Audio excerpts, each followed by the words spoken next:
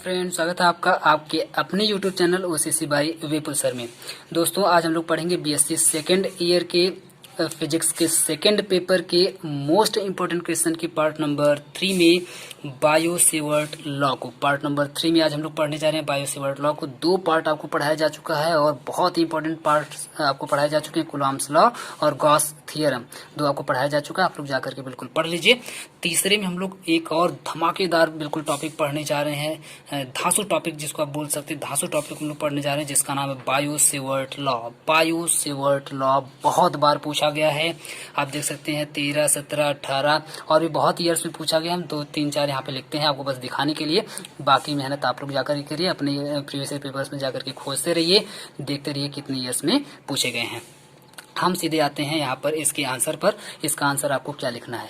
एक बात और आपको हम बता दें, ये जो बायो सेवर्ट लॉ है ये जनरली अगर आप लोग देखेंगे तो शॉर्ट में ही पूछा जाता है। वेरी शॉर्ट वाला जो आंसर आपका होता है 1 नंबर वाला, उसी में पूछा जाता है, उससे ज़्यादा ये नहीं पूछा जाता। लॉन्ग में कभी तो नहीं पूछा गया है मेरे हिसाब से। आप लोग जाकर के देख लीजिएगा अपने अपने पेपर में। अगर 1 नंबर में पूछा जाता है छोटा सा, इसका आंसर भी लिखना होगा। 50 वर्ड में आपको आंसर लिखना होता है, तो 50 वर्ड में एक छोटा सा आंसर और इसका फॉर्मूला लिख देंगे, काम फिट हो जाएगा। इतने में आपको नंबर आराम से मिल जाएगा। तो लिखना क्या है उस पे आते हैं। लिखना आपको ये है, सीधे सीधे आप लोग हेडिंग डालेंगे बायो सेवर्ट लॉ।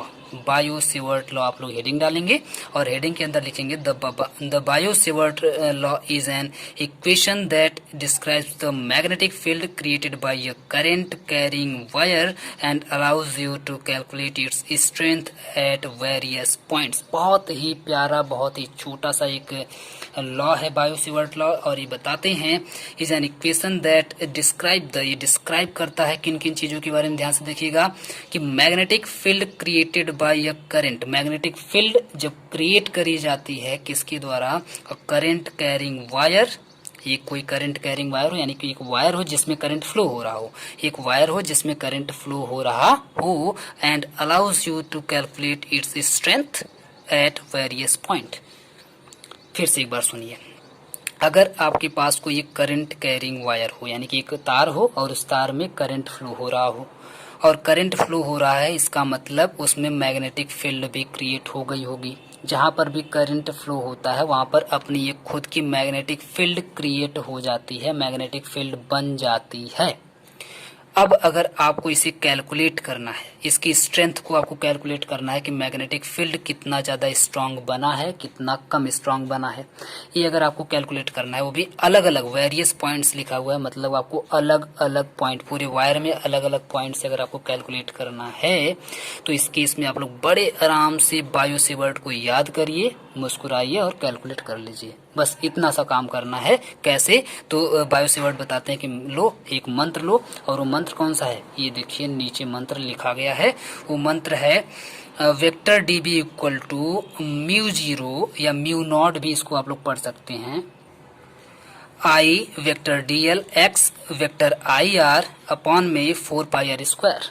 बहुत ही अच्छा सा मंत्र है, बहुत ही छोटा सा मंत्र है। एक बार फिर से सुनिए, आपको देखने में भी हार्ड लगा होगा, लेकिन 1-2 बार लिख करके जब प्रैक्टिस करेंगे ना तो अपने आप, बिल्कुल अपने आप आपको याद हो जाएगा, याद करने की जरूरत नहीं पड़ेगी। फिर से एक बार सुनिए, vector D B equal to mu 0 I vector D L X vector I R upon में 4 पाई आर स्क्वायर। ये छोटा सा रामबाण फॉर्मूला इनका है, जिससे आप लोग किसी भी पॉइंट से मैग्नेटिक फील्ड को आराम से कैलकुलेट कर सकते हैं। किसके अंदर, करंट कैरिंग वायर के अंदर। वेयर आप अब इसमें से हम आपको बता देते हैं, ये जो सारी चीजें जो बिल्कुल यहाँ पे लिखा गया है, पता नहीं क्या क्या, इसका मतलब क्या होता है। वेक्टर डीएल, जो यहाँ पे आपको वेक्टर डीएल दिख रहा है, वेक्टर डीएल इक्वल टू होता है इन फाइनेस्टिमल। ध्यान से सुनिएगा, इनफाइनाइट होता है ना, इनफाइनाइट, तो इनफाइनाइट से ही बनाया गया है इनफाइनेस्टिमल। थोड़ा सा ध्यान से सुनिएगा, इनफाइनेस्टिमल या फिर इनफाइनाइट सिर्फ आप लोग लिख देंगे तब भी कोई बात नहीं है। तो infinite length of the conductor carrying electric current I, ठीक है। तो जो इनफाइनाइट लेंथ होगी किसकी, कंडक्टर कैरिंग इलेक्ट्रिक करंट, यानी जो वायर होगा उसकी इनफाइनाइट लेंथ को दिखाता है, या जितनी भी लेंथ होगी उस लेंथ को दिखाता है डीएल, ठीक है। तो डीएल का मतलब होता है वायर की लेंथ, सीधा सा याद रखिए, जिसमें करंट फ्लो हो रहा है उस वायर की लेंथ। और यहाँ पे जो आई आर है, आई आर का मतलब होता है unit vector to specify the direction of the vector distance R from current to the field point. तो आई आर जो है वो एक यूनिट वेक्टर है और ये यह बताता है कि उसकी जो डायरेक्शन है, यानी कि डिस्टेंस आर से जो डिस्टेंस लेनी है वो आर लेनी है, यानी जो डिस्टेंस होगी उसको हम लोग आर से डिनोट करेंगे, जो यहाँ पे आपको दिख रहा होगा आर। ठीक है। तो डिस्टेंस आर से जहाँ से करंट फ्लो हो रहा है वहाँ से उसकी डायरेक्शन कौन सी है, ठीक है, वहाँ से उसकी डायरेक्शन कौन सी है, इस बात को दिखाता है I R, vector I are. तो इसको आप लोग पढ़ लीजिएगा, याद कर लीजिएगा बहुत आराम से। ये आपका स्ट्रेंथ है जिसको आप लोग कैलकुलेट करने वाले हैं। तो इस तरीके से आपका हो जाता है, ये आपका मैग्नेटिक फील्ड है। ठीक है, इस तरीके से करके ये पूरा आपका कंप्लीट हो जाता है।